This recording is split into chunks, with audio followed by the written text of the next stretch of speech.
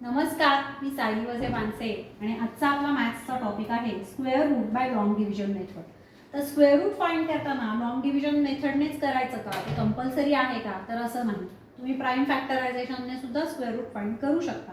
पण काही केसेसमध्ये नंबर जर का खूप मोठे असतील तर लॉन्ग डिव्हिजन मेथडनी करणं काही वेळा सोपं जातं. तर आज आपण ती मेथड शिकूया. तर कुठलाही आणि कितीही डिजिटचा नंबर आला तरी तुम्हाला राईट हँड साईडने दोन दोन डिजिटचा एक एक ग्रुप करत यायचा आहे. तर हा 5 डिजिट नंबर असल्यामुळे 6 1 हा एक ग्रुप झाला आहे, 4 1 सेकंड ग्रुप झाला आहे आणि 1 सिंगल डिजिट आहे, त्याच्यामुळे त्याच्यावर मी डॉट ठेवते. तर आता स्टार्ट करताना एक एक ग्रुप आपल्याला घेत जायचे. तर पहिला ग्रुप म्हणजे फक्त सिंगल डिजिट 1 आहे. तर आपण नेहमीच्या पद्धतीने डिव्हिजन न करता याच्यामध्ये आपल्याला असा विचार करायचा आहे की 1 म्हणजे त्याच्यातनं कुठल्या डिजिटचा किंवा कुठल्या नंबरचा स्क्वेअर मायनस होईल. सो ऑब्व्हियसली 1 असल्यामुळे 1चा स्क्वेअर त्याच्यातनं मायनस होईल. सो 1 1 यांचं जे मल्टिप्लिकेशन आहे ते तुम्हाला इथून सबट्रॅक्ट करायचं. मी मुद्दामून या साईडचं डिजिट लेफ्ट हँड साईडला लिहिलंय कारण इथे आपली बरीच कॅल्क्युलेशन्स येणार आहेत. सो ज्या नंबरने मल्टिप्लाय केलंय तेच डिजिट याच्यामध्ये मला ऍड करायचं आहे. सो 1 + 1 2. आता नेक्स्ट केसमध्ये नॉर्मल डिव्हिजनमध्ये आपण सिंगल सिंगल डिजिट खाली घेत जातो. इथे मात्र आपल्याला अख्खा ग्रुप खाली घ्यायचा आहे. या केसमध्ये तो आहे 4 1. तर आता नेक्स्ट ह्याच्यामध्ये मात्र 2 वरती आपल्याला असं एक डिजिट ठेवायचं आहे की 2 वरती ते digit multiplied by same digit असं मॅक्सिमम नंबर ह्याच्यातनं मायनस झाला पाहिजे. म्हणजे फॉर एक्झाम्पल तुम्ही 20 केलं तर 20 झिरोचा 0 येणार आहे, 21 1 केलं तर ते 21 येणार आहे आणि 22 2 केलं तर ते 44 येणार आहे. इथलं डिजिट सेम हवं. सो 22 2 करणं तर पॉसिबल नाही आहे. सो मॅक्सिमम कुठलं मायनस होईल तर 21 1. सो परत एकदा मी 2 वरती 1 प्लेस करते, 21 1 लिहिते आणि त्यांचं मल्टिप्लिकेशन मला याच्यातून मायनस करायचं आणि ज्या डिजिटने तुम्ही मल्टिप्लाय केलंय मग सारखंच ते डिजिट आपल्याला या साईडला ऍड करायचंय. सो इथे सम येते 22. आता नेक्स्ट पार्ट मात्र जरा जास्ती ट्रिकी आहे की आता आपल्याला थर्ड ग्रुप खाली घ्यायचा आहे म्हणजे 2061 येणार आहे.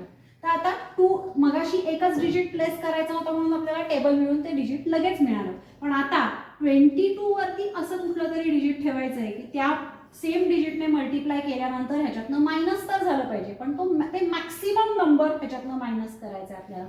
सो ते लगेच कसं फाइंड करायचं इथेच मुलांची गडबड होते. सो एक ट्रिक म्हणजे सांगू शकते की ह्याची पहिली 2 डिजिट म्हणजे 22 आणि ह्याची 3 डिजिट पहिली म्हणजे 206. सो 22च्या टेबलमध्ये 206 येतं का ते आधी चेक करायचं, ते तर येत नाही. मग मॅक्सिमम कुठला नंबर 22च्या टेबलमधला ह्याच्यातनं मायनस होईल. सो जर टेबल बाय हार्ट असतील तर हे मग तुम्हाला लगेच जमणार आहे. 22 9 198 होतं. सो तुम्ही ट्राय करताना 229 × 9 ने सुरुवात करायची. तर दरवेळेला ते आन्सर बरोबरच येईल आणि ह्याच्यातनं मायनस होईल असं नाहीये, पण ऍटलीस्ट तुम्हाला डिजिट पटकन कळू शकतं. जर 9 डिजिट ठेवून नंबर मोठा येत असेल तर तुम्ही 228 8 करायचंय. पण या मेथडने ऍटलीस्ट तुम्हाला डिजिट कुठलं ठेवायचंय ते पटकन समजतं.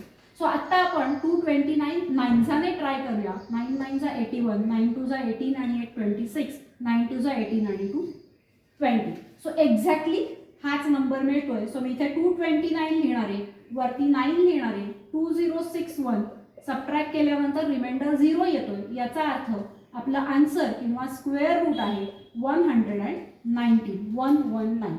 आता आपला आन्सर व्हेरीफाय करण्याची सेल्फ चेकिंगची इथे एक ट्रिक आहे की इथे परत आता विसरायचं नाहीये. हे 9 मी वरती लिहिलंय सो ते डिजिट ऍड करायचंय. फायनल सम तुमची 238 येते. सो नेहमीच जर तुमचा आन्सर बरोबर असेल आणि तो परफेक्ट स्क्वेअर असेल तर तुमच्या आन्सरच्या डबल सम तुम्हाला दरवेळेला इथे मिळते. सो ही सेल्फ चेकिंग मेथड आहे. सो हे झालं कुठलाही परफेक्ट स्क्वेअरचं स्क्वेअर रूट फाइंड करण्याची मेथड. सो ही मेथड कळली असेल तर आपण डेसिमल नंबरचं स्क्वेअर रूट याच पद्धतीने बघू शकतो किंवा जे स्क्वेअर्स परफेक्ट नाही आहेत पण त्यांचा अप्रॉक्सिमेट स्क्वेअर रूट आपल्याला फाइंड करायचं आहे तेही फाइंड करू शकतो. थँक्यू.